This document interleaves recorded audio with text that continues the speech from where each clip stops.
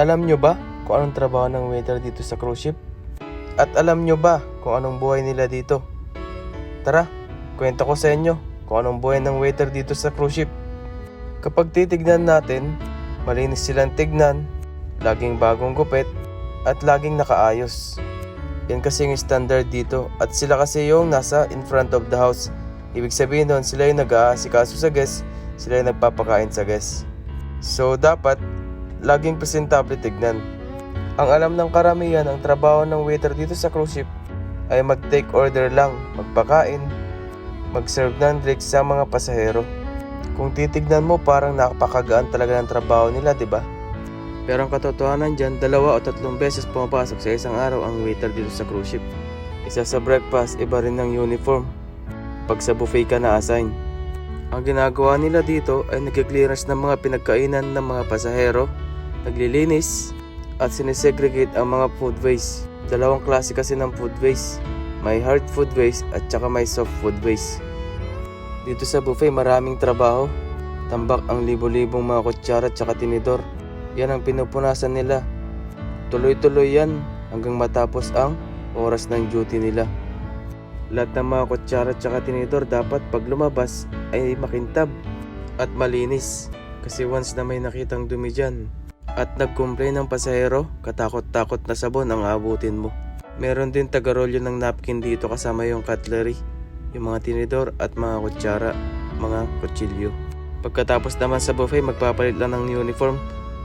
Mabilis ang kain tapos pasok na naman sa restaurant para sa dinner service.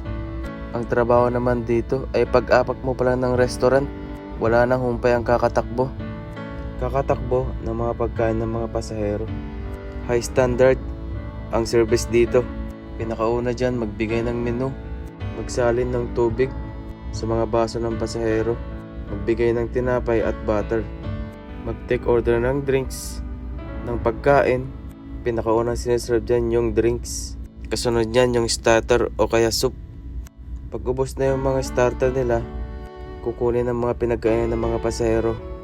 Lilinisan ang lamesa para sa main course nila. Siyempre pagkatapos nilang kumain, ganun ulit ang gagawin. Nagbibigay ulit ng menu para sa dessert nila. Minsan magkakape pa. Kung titignan mo parang napakadali, di ba? Ito ang malupit dyan. Sa isang sitting, hindi lang naman isang taong pinapakain. 26 to 30 person. Isipin nyo, paano kung sabay-sabay yun dumating? Papakainin mo ng starter, soup, main course, dessert, tapos magkakape. At hindi lang naman iisang waiter ang may pinapakain. Lahat sila na nagtatrabaho sa restaurant, lahat ng waiter ay may kanya-kanyang lamesa at may kanya-kanyang section. Kaya lahat ng mga kukunin mong pagkain, tubig, lahat-lahat ay may pila. Kaya dapat mabilisan ang galawan dito. Ang mahirap doon, kasabay nun ang high standard service. Unang seating pa lang yun. Kasi pagkatas mong pakainin ang 24 o 30 covers, 30 person, ay may second setting, may relay ang section ang bawat lamesa mo.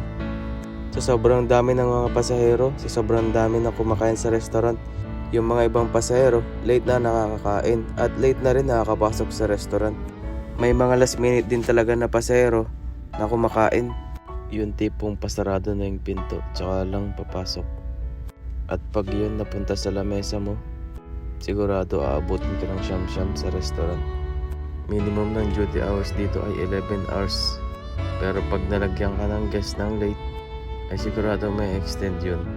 Hanggat may pasahero ka sa lamesa mo, ay hindi ka pwedeng umalis ng restaurant. Kasi pagkatapos namin pakainin, yung mga pasahero ay kailangan pa namin linisin ang lamesa, hugasan ng mga gamit at pakintabin. Hindi naman ako nagre-reklamo sa trabaho. Pinapakita ko lang sa inyo ang tunay na buhay ng waiter dito sa cruise ship. Oo, medyo may kalakihan ang sahod ng waiter dito sa cruise ship. Minsan may tip pa. Pero ang trabaho naman talaga ay bugbugan. Kaya kung titignan ninyo, halos lahat ng waiter dito, pagkatapos ng kontrata ay pumapayat.